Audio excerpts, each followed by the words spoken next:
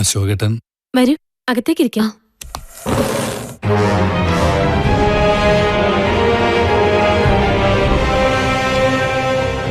ഞാനും ശ്രീകുട്ടനും ഒരേ റെജിമെന്റിലായിരുന്നില്ല ജോലി ചെയ്തിരുന്നത്.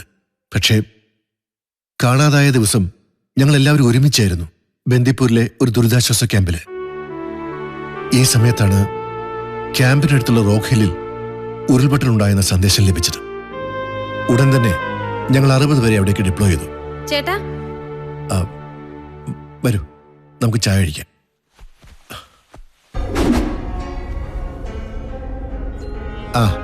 ഗായത്രി വരൂ.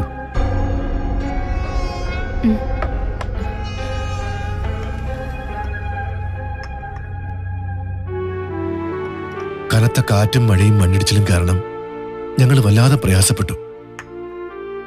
താഴ്വരയിലുള്ള സിവിലിയൻസിനെ ഒരുവിധം ട്രക്കിൽ കയറ്റി ഞങ്ങൾ ക്യാമ്പിലേക്ക് പുറപ്പെട്ടു. ക്യാമ്പിലെത്തിയപ്പോ ഞങ്ങളുടെ സംഘത്തില്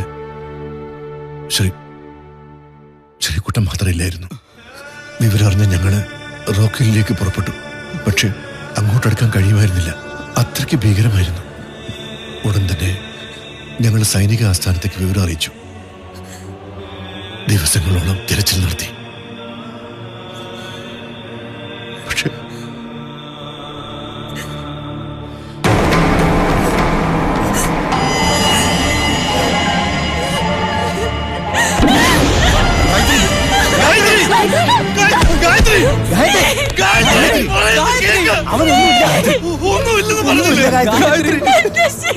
ഒന്നുമില്ലെന്ന്.